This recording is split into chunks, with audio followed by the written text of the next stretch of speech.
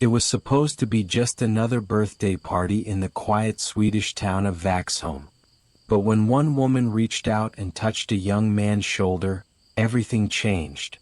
She'd seen something she hadn't noticed in 3 decades. And that's when the truth about the missing triplets began to unravel. He couldn't have known what his clothes would mean to her. He was just passing by, smiling, running, alive. But for her, it was like watching a ghost walk straight out of the past. She didn't cry.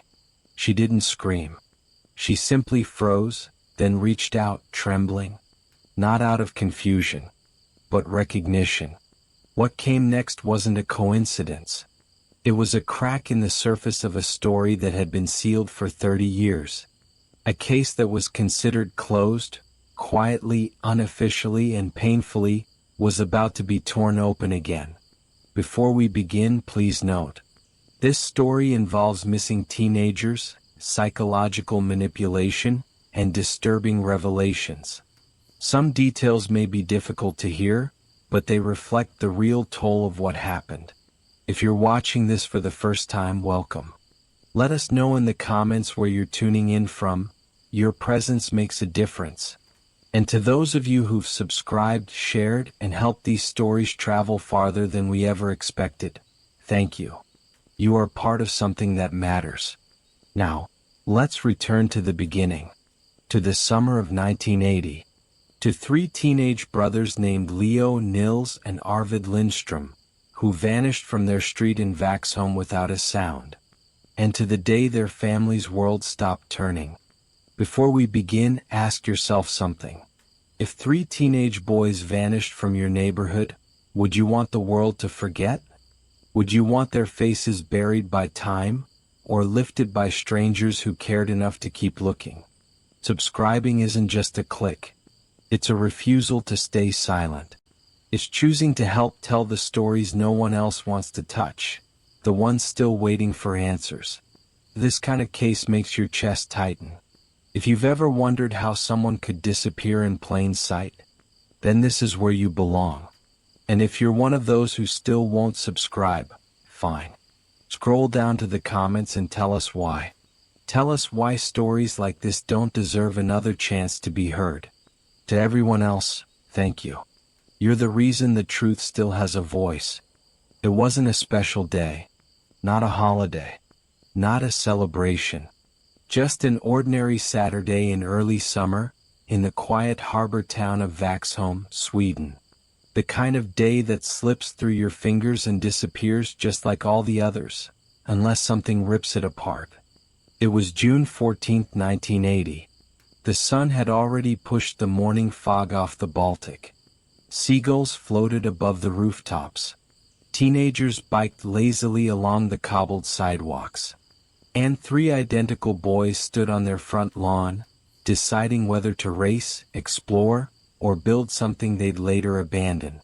Leo, Nils, and Arvid Lindström, triplets in every way that mattered. They weren't just brothers. They were a mirror split in 3. Same freckled cheeks, same black curls, same habit of finishing each other's jokes before they were funny. Every neighbor knew them, not just by sight but by sound. Their voices, their energy, their absolute refusal to ever be apart. That morning, their mother Eva Lindström had packed away the last of the winter linens. Their father, Olaf, was in the garage, repairing a squeaky hinge that had irritated him for days. They were home. They were close. They felt safe. The triplets were in the front yard, in full view of the house. Not behind the shed. Not out of sight. Not out of reach. Just right there.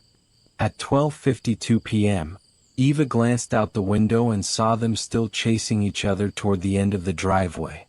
At 1:10 she called them for lunch. No answer. She stepped out front. No sign of them.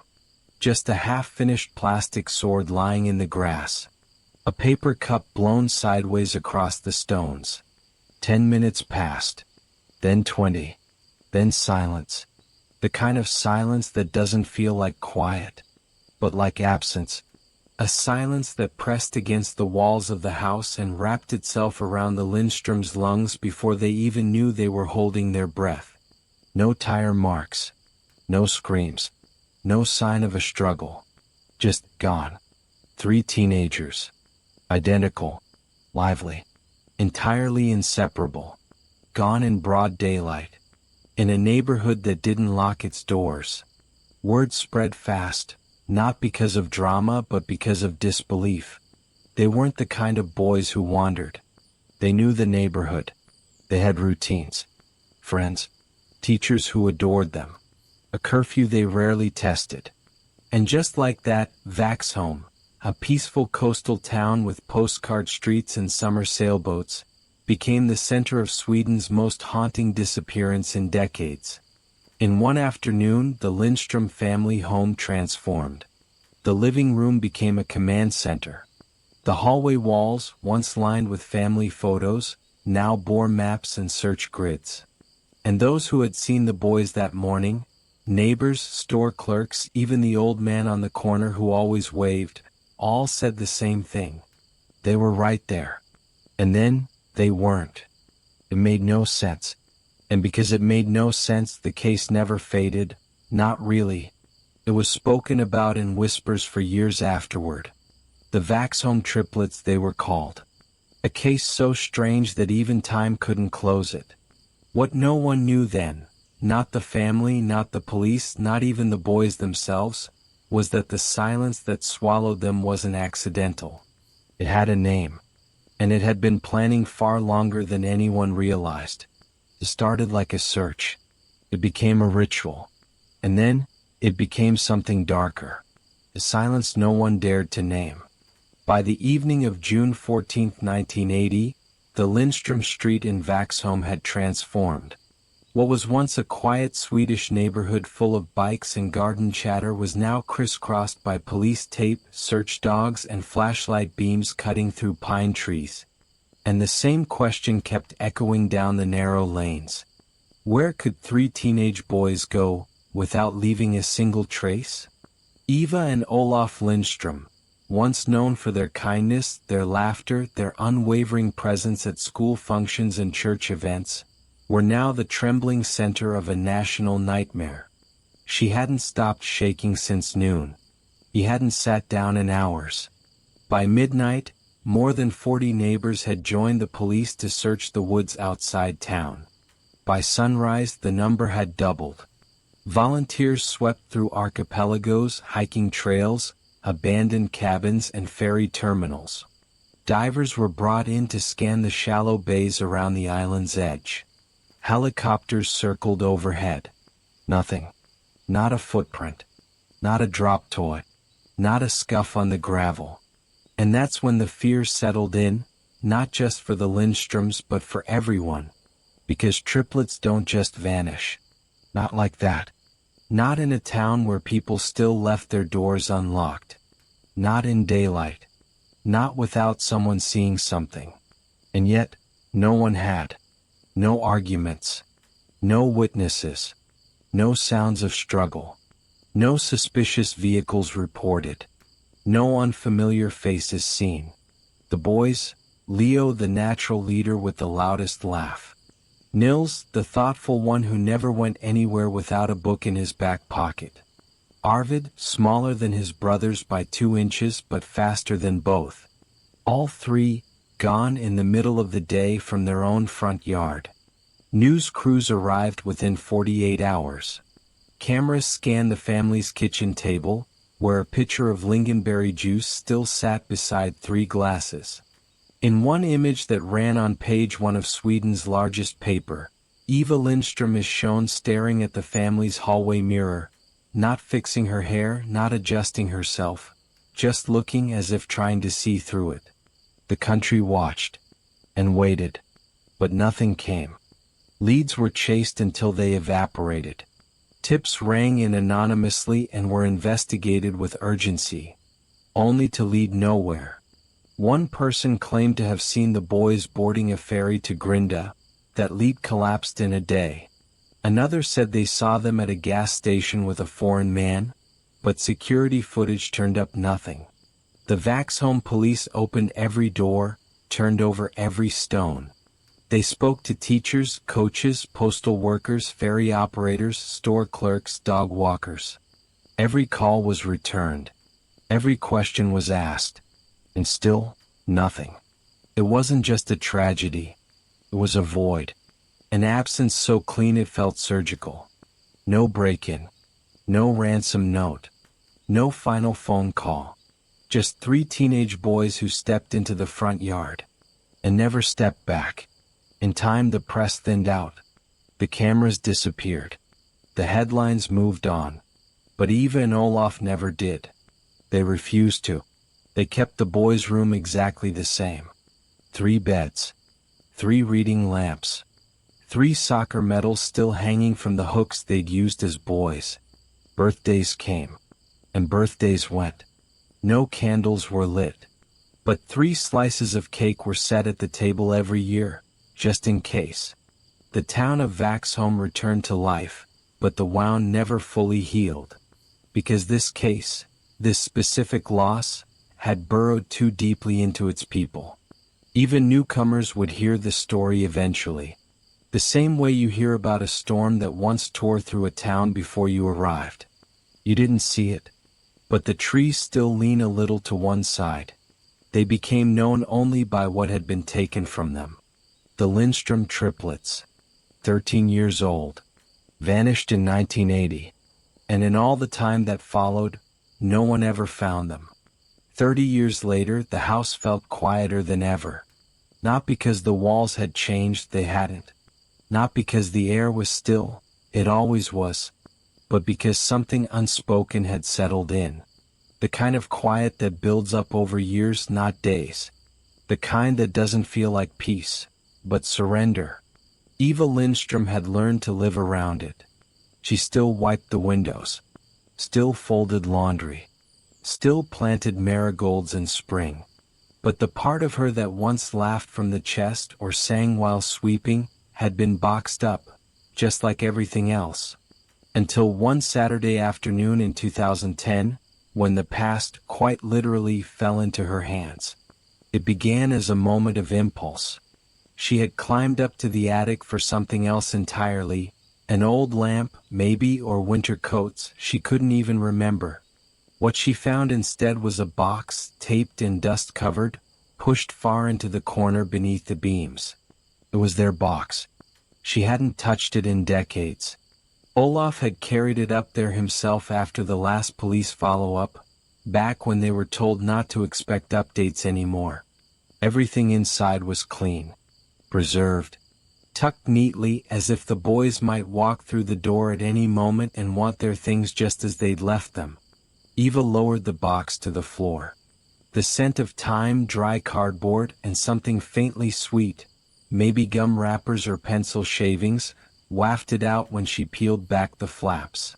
Inside, 3 identical baseball caps. 3 sets of school assignments with tidy handwriting and gold stars. 3 small wooden figurines they'd carved one rainy summer. And at the very bottom, a photo album. She hadn't meant to open it. She just did. Page after page, her sons looked back at her, frozen in the moments before their story stopped. There they were, grinning behind birthday cakes. Standing beside each other on a dock, their arms flung over one another's shoulders. Playing in the snow, cheeks red, eyes alive. And then, there it was. A single photo. One she hadn't remembered taking. The boys, Leo, Nils, and Arvid, standing just outside the front gate, arms crossed, squinting into the morning sun. Wearing their favorite outfits, green checkered overalls with bright yellow straps over long-sleeved shirts. Smiling like they had something planned. But it wasn't the boys that made her fingers go still. It was the car. Parked across the street in the background, almost out of frame, was the front quarter of a car, angled just enough to show its reddish paint, its boxy frame, its chrome grille catching the light like a smirk.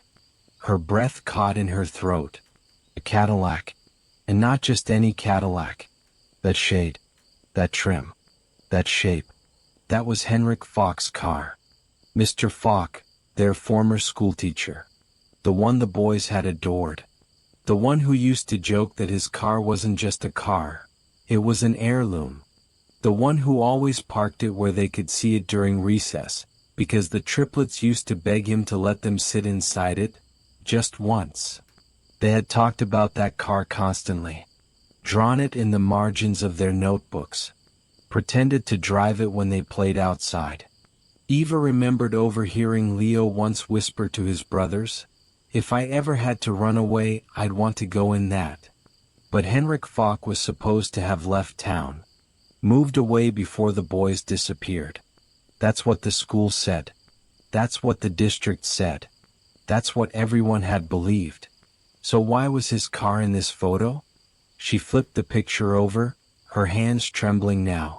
There was a date scribbled in Olaf's handwriting. June 14, 1980. The very day they vanished. Just hours before they were gone.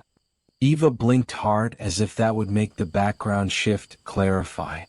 But it stayed the same, a sliver of sunlit street and that unmistakable car. Sitting still. Watching. Had the police ever looked at this photo? Had she ever noticed it? How had she missed it all these years? Downstairs, Olaf was watching the news, unaware of the storm breaking loose just above him. Eva didn't call for him. She simply sat there, staring at the image while time, for the first time in 30 years, began to move again. That car hadn't just been a memory. It had been a witness. Or worse, a key. She didn't sleep that night. The photo sat on the kitchen table, lit only by the dim yellow glow of the stove hood. She must have stared at it for hours, not at her sons but at the car in the background. The Cadillac. The shadow it cast. The way it felt like it wasn't just parked, but watching. Eva ran her thumb across the edge of the picture until the skin there went sore. That car didn't belong in the photo. Not if what she remembered was true. Not if what the school board said in 1980 had been true. Because Henrik Falk, the boys' former teacher, the man who used to play chess with them during lunch breaks, the man they spoke about as if he were some kind of superhero, had supposedly left town before the disappearance. Transferred. Moved on. Gone. So why was his car parked across from their home the day they vanished? By morning, Eva couldn't push the question aside anymore. She needed more than memory.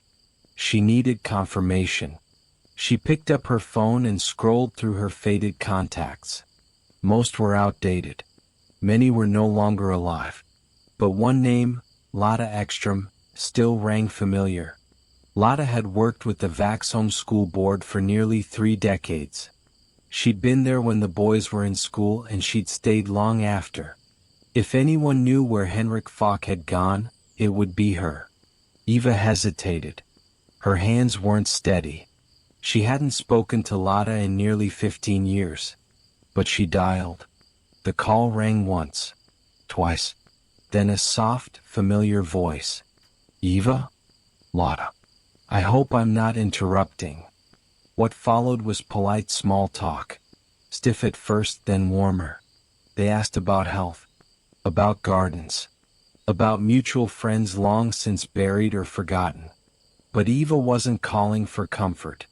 She waited for the right pause. And then, finally, do you remember Mr. Falk? Henrik Falk. He taught at the boys' school back then. There was a silence on the other end, brief but dense. Of course I remember Henrik, Lotta said. The children adored him. Why? I was going through old things yesterday. I found a photo. I think I saw his car in it. I was just wondering if you remember where he went after he left. Lotta's voice didn't come right away. And when it did, it didn't say what Eva expected. No, Eva. That's just it. Henrik never transferred. Eva sat up straighter. I don't understand. He never filed any paperwork. No district change. No teaching position anywhere else. Not here in Vaxholm or in any other municipality. He just left. Eva gripped the phone tighter. He told us he was taking a job up north. We even threw a farewell lunch at the school, she said. There were speeches. The boys made him a card. I know, Lotta said gently. But none of it was formal. He never requested a reference. Never submitted resignation forms. Nothing. It felt like the floor tilted under her. So where did he go? I remember hearing rumors, Lotta continued. Years later, someone mentioned he'd started some kind of private farm. For youth. I thought it was for foster teenagers or something. What's it called? There was silence. Then typing sounds. I hear. It's still online. Falk Garden. That's what it's called. Falk Garden for Ungdomar. Eva's mouth went dry. She reached for her laptop with one hand, still clutching the phone in the other. Her fingers hovered over the keys. She typed it in slowly. A web page appeared, bare bones. White background. Blue text. An old logo. A few blurry photos of teenagers working in fields, smiling at the camera. At the top, a mission statement. A safe space for young men to grow, work, and rediscover their future. Below it, just one section labeled, Contact Us. But there was no phone number.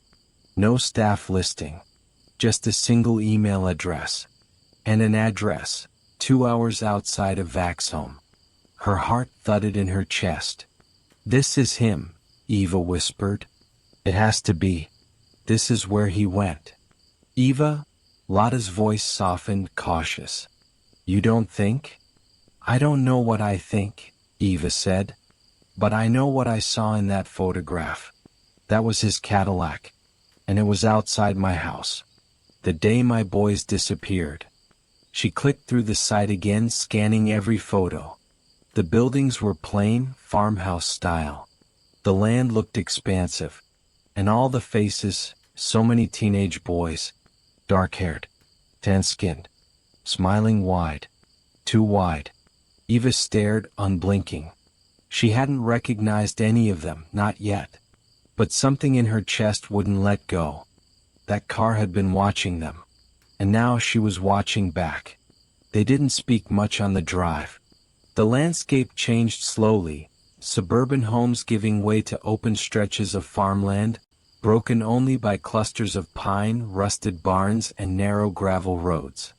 Olaf kept his eyes on the road. Eva kept hers on the address written in ink on a wrinkled scrap of paper in her lap. Every mile felt like it was dragging her backward in time.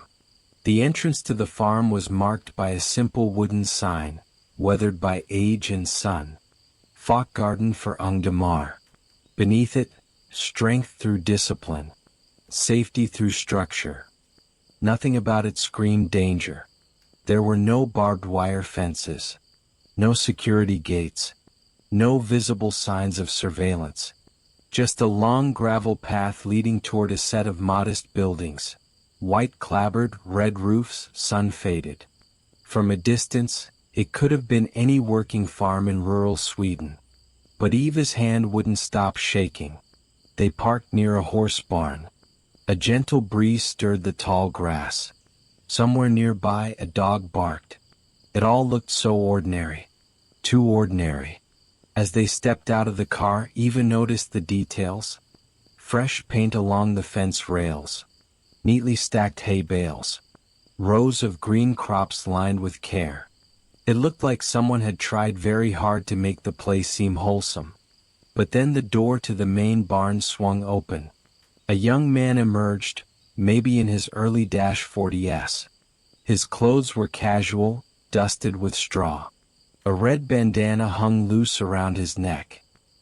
He was wiping his hands on a towel and humming quietly to himself. When he looked up, the smile came instantly, bright, easy, unbothered. And Eva's world stopped.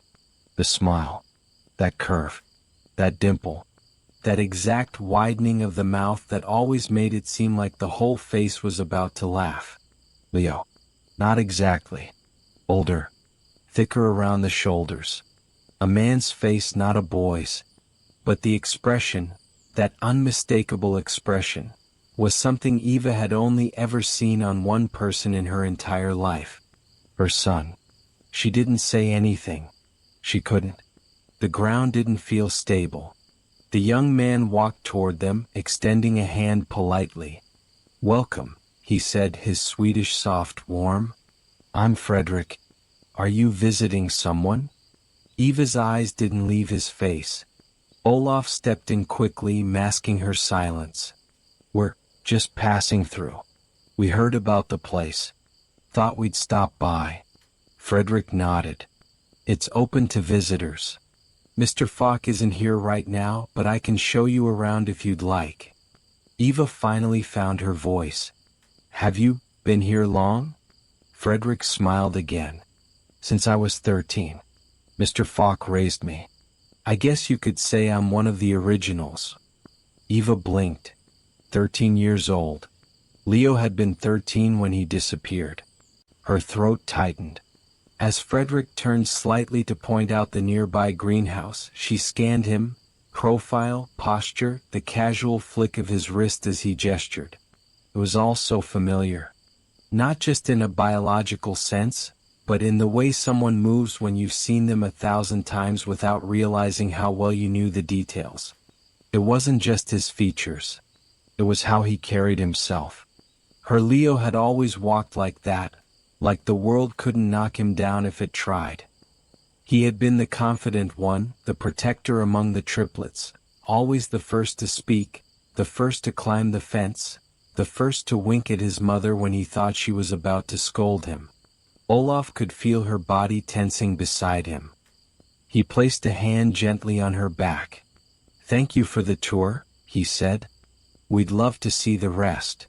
Fredrik nodded, leading them across the yard. He didn't seem to notice Eva's stare, or the way her fingers curled inward, as if reaching for something already gone. But she saw it. She couldn't unsee it. That face. That smile. And worst of all, he didn't recognize her. Before we continue, we want to pause for a moment. To everyone who's already subscribed, shared, or left a thoughtful comment, thank you. Truly. You've helped this story reach eyes and ears it never would have found otherwise. You've made sure that names like Leo, Nils, and Arvid Lindström aren't forgotten. And if you haven't subscribed yet, but you're still here, still watching, maybe this is the moment to do it. Because stories like this deserve more than silence. They deserve to be remembered, retold, and carried by people who care.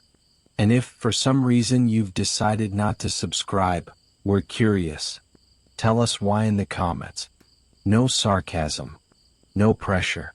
Just honesty. Because at the end of the day, this isn't just a video. It's a story that still echoes. And every echo counts. By late afternoon, the fairgrounds were buzzing. The county agricultural event had drawn in families from nearby towns. Tractors parked side by side, booths selling honey and jam, children running in clusters with sticky fingers and sunburned cheeks.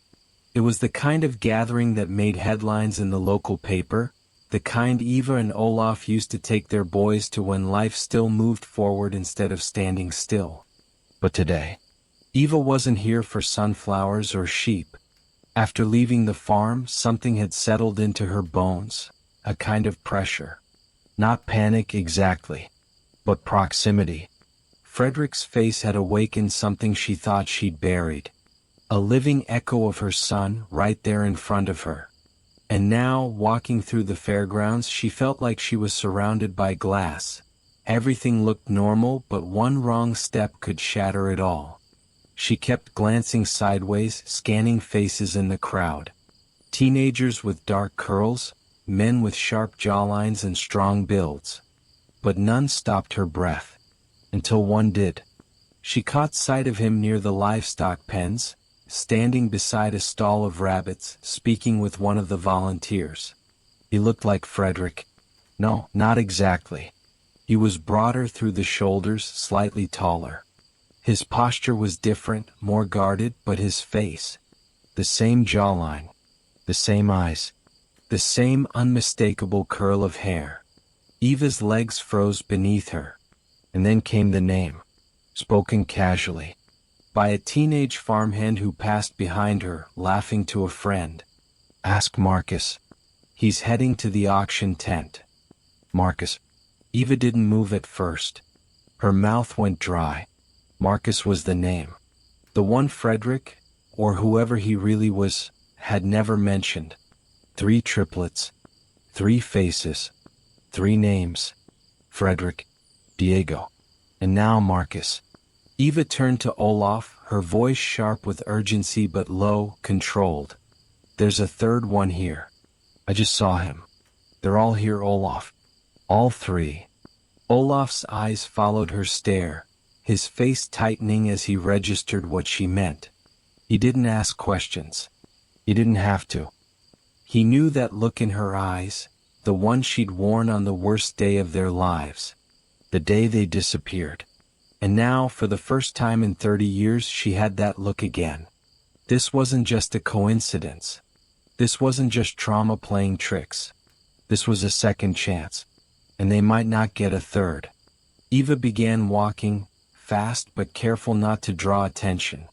The crowd was thicker now. People moved lazily, distracted by fair attractions, loudspeakers announcing contests, and smells of fried dough and roast corn. But Eva wasn't seeing any of that. She only saw him, Marcus, slipping past a row of booths, his figure vanishing into the sun-glinted noise of the vendor area.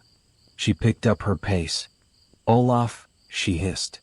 We have to catch him before he's gone again. But just then she saw something else. Standing beneath a tent marked Howard's Haven for Hope was Henrik Falk. Older now, gray at the temples, his expression sharp even in repose. He was speaking quickly to another man. The man turned slightly. It was Diego, the second brother, the one they hadn't seen at the farm. Eva's breath caught. All 3. Here. Now. Together. So close she could reach out and touch them. And then she saw Falk lean in, whisper something, and gesture toward the exit. Whatever he said made the men move. Not urgently, but deliberately. They were leaving. No fanfare. No bags. Just quiet motion, like people who'd been trained to slip away without stirring dust. Eva turned to Olaf, panic rising. They're leaving. Right now. And in that moment she realized something terrifying. If she didn't act, if she waited too long or hesitated even slightly, they would be gone again. Not for an hour. Not for a night. But forever. She tightened her grip on her purse, the photograph still folded inside. And she moved.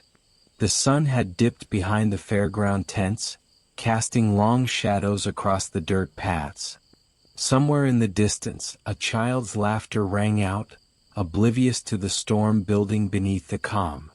Eva stood still, her pulse pounding in her throat. Olaf kept a hand on her arm, not to stop her, but to steady them both. They had seen Henrik Falk slip out from the livestock pens minutes earlier. He hadn't rushed, hadn't looked over his shoulder. He moved like a man who had trained himself never to panic. That terrified Eva more than anything. He was older now. His face weathered. But his voice, when he turned and offered a polite good evening, was the exact same tone she remembered from 30 years ago. The same voice that had told her once how bright her boys were. How promising. How gifted. And now that voice belonged to a man who had stolen them. Mr. Falk, she said, barely managing to keep her voice level. He paused, tilted his head. I'm sorry, do I know you? He knew.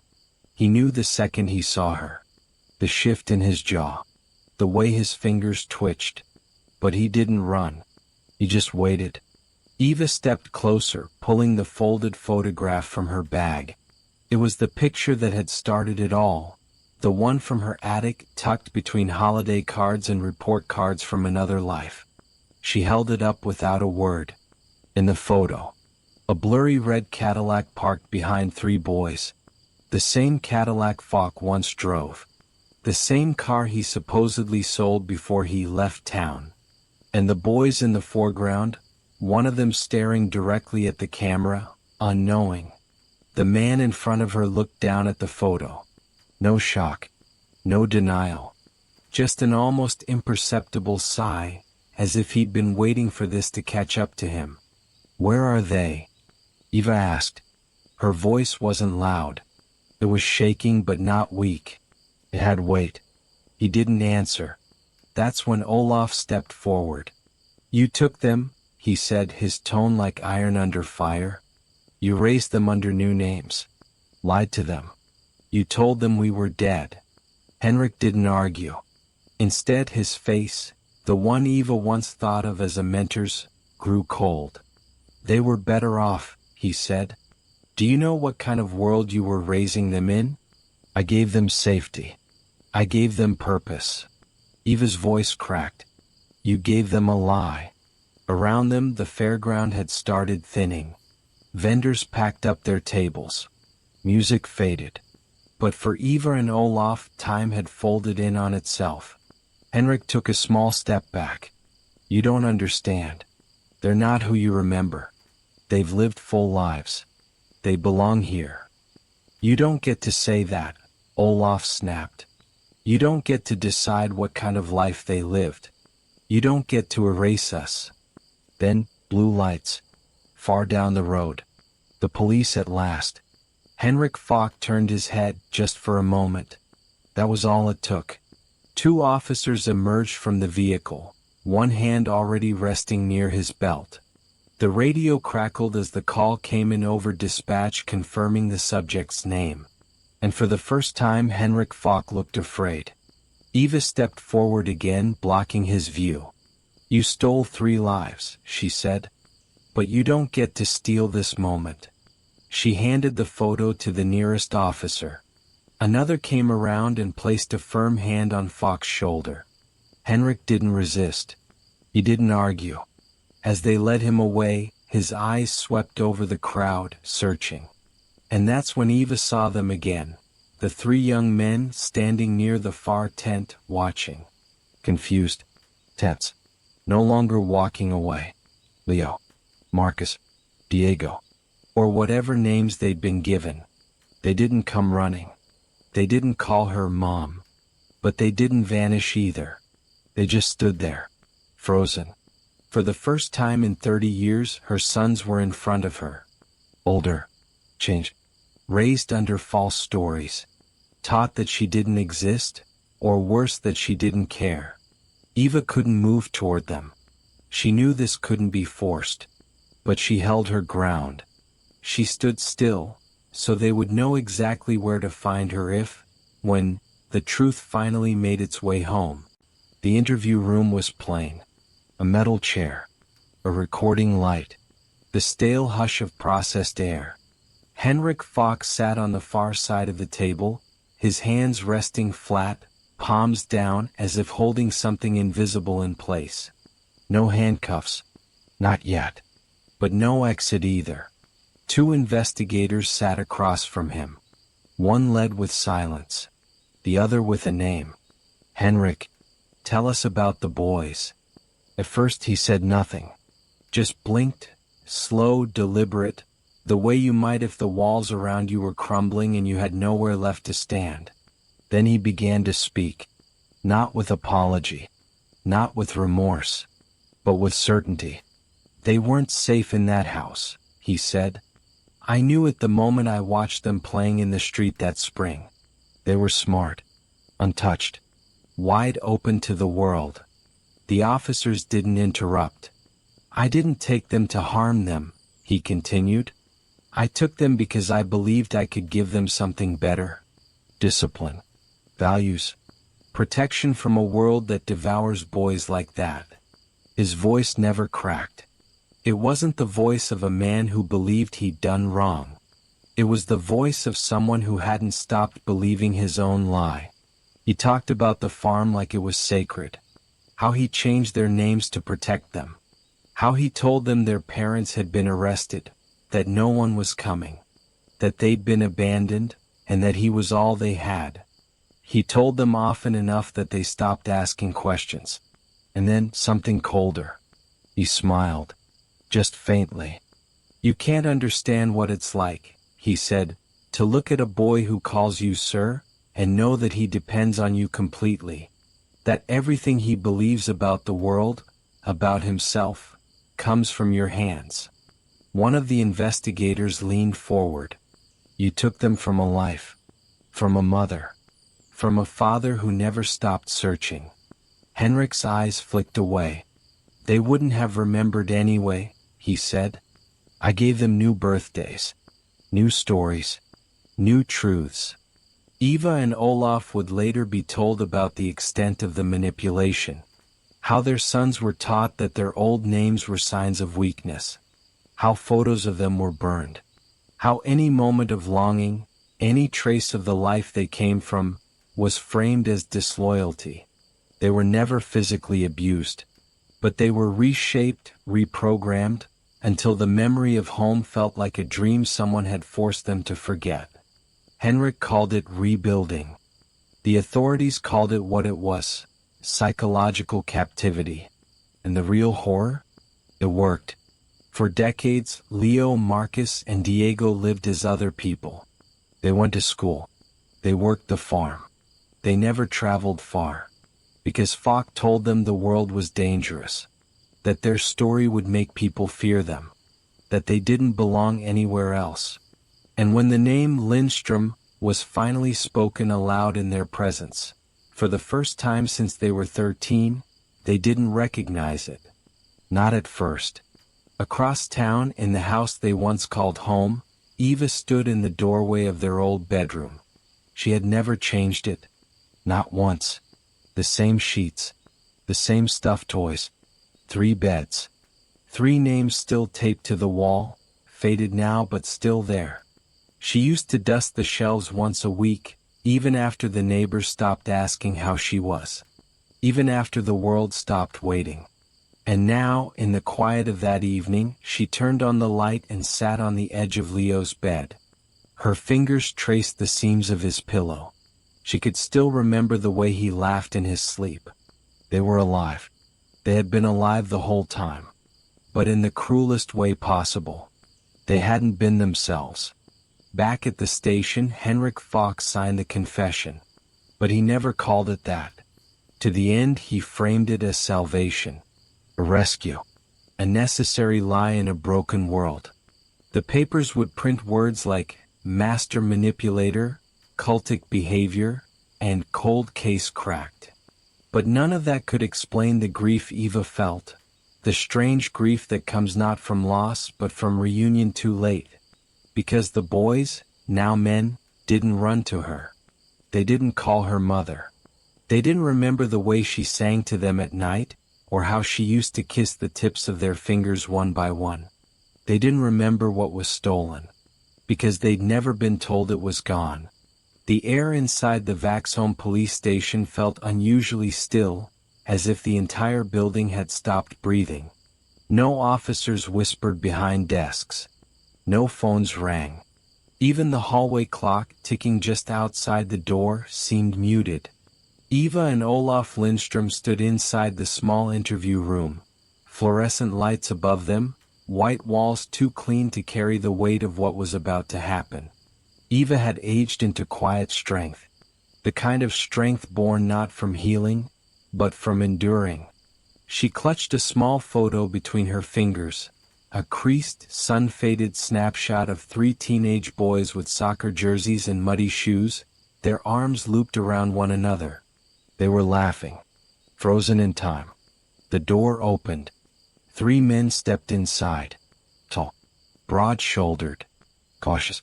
The officers had told Eva they were nervous. That they weren't sure what to expect.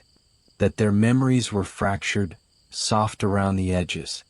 But now, standing there, face to face with the mother they'd been told didn't exist, they froze. Leo, or the man once called Leo, stood at the front. His posture carried the same subtle defiance she remembered from when he was 13, that glint of boldness, always the first to speak. But now he said nothing. Behind him, Marcus shifted his weight from foot to foot, eyes darting between the floor and the photo in Eva's hands. And the third, Arvid, stayed closest to the wall, his brow furrowed, searching their faces like trying to recognize someone from a dream he wasn't sure he'd had. For a long moment no one moved. No one spoke. Just the humming lights above, and the silence of 30 years pressing in on all sides. Then Eva did something simple. She took one small step forward. Her hands trembling. Her voice barely a whisper. "My boys." 3 syllables. And suddenly it was like something shattered. Not violently but quietly, like ice melting under warm breath. Leo's jaw clenched. His eyes welled up. He didn't know why the sound of that voice made his knees weak. Didn't understand why it felt like home. Marcus swallowed hard and blinked fast. He stepped closer. Not fully knowing what drew him forward, but not fighting it either.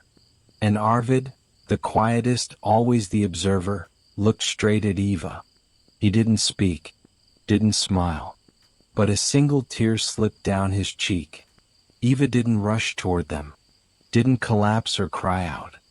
She just stood with her arms slightly open, an invitation, not a demand. And that's when Leo moved. 2 slow steps. Then 3. Then he was in her arms, just like he'd been as a boy, clinging to her coat after school. He buried his face in her shoulder and finally let go. Marcus followed, his hands shaking. And Arvid stood frozen for just a second longer before walking forward. One hand reaching out like he needed to feel if she was real. And she was. The 4 of them held each other, not in a clean movie-perfect way, but in the messy, aching embrace of people who had waited too long to be this close. Eva said nothing else. She didn't need to. Olaf stood back at first. He had always been the quieter one, the strong one. But as he watched his sons press their faces into the neck of the woman who had never stopped searching, something inside him cracked. And for the first time in his life, Olaf Lindström cried. Not with noise, not with drama. Just tears that wouldn't stop coming, rolling down the face of a father who had lived every day in a house too quiet. The room was silent except for the sound of their breath. Of 3 grown men remembering something they never realized they'd forgotten. Of 2 parents finally hearing the echoes of a past that refused to stay buried. Outside, the sky over Vaxholm had begun to darken. Shadows stretched across the harbor, and the scent of salt carried through the breeze. Boats bobbed softly in their slips. Inside that building, a family once fractured had just begun. There were still questions. Still confusion. Still years of distance to untangle. But there was also a beginning. And that beginning came from 3 words, whispered like a prayer. My boys. The press called it a miracle. The newspapers used words like remarkable, unbelievable, against all odds. But for Eva Lindström it was never about odds. It was about instinct. She always believed they were alive. Even when the world moved on. Even when birthdays passed in silence and neighbors stopped knocking. She believed it so deeply that she never packed away the toys. Never boxed up the school books. Never took down the photo taped to the fridge. The last one she ever took of them together, muddy knees and toothy grins. And in the end it was a different photograph that brought them back. A dusty, half-forgotten snapshot in the corner of an attic box. A red Cadillac in the background. That was all it took. From that single image came questions. From questions, a lead. From a lead, the kind of confrontation most families never get to have. And from that confrontation, the truth. The Vaxholm triplets were officially declared found on August 4, 2010. After 3 decades of silence. Henrik Falk, once celebrated as a progressive youth educator, was charged with multiple counts of kidnapping, identity fraud, and long-term psychological abuse. Prosecutors described his operation as Systematic isolation under the illusion of rescue. The farm was shut down. Its gates locked. Its online presence erased. But the real story, the one that mattered, was unfolding behind the scenes. 3 men with 3 real names they barely remembered, now learning to say those names out loud again. Leo, the leader, still struggles to reconcile what was real and what was constructed. But he speaks openly now, in therapy and sometimes in interviews, about how memory can be both cruel and forgiving. Marcus, always the quiet one, writes poetry. Lines about oceans, about shadows, about a house he doesn't remember but dreams about often. Arvid went back to school. Late, yes, but determined. He's studying psychology, hoping to help others whose identities were shaped by someone else's hands. They live in different cities now.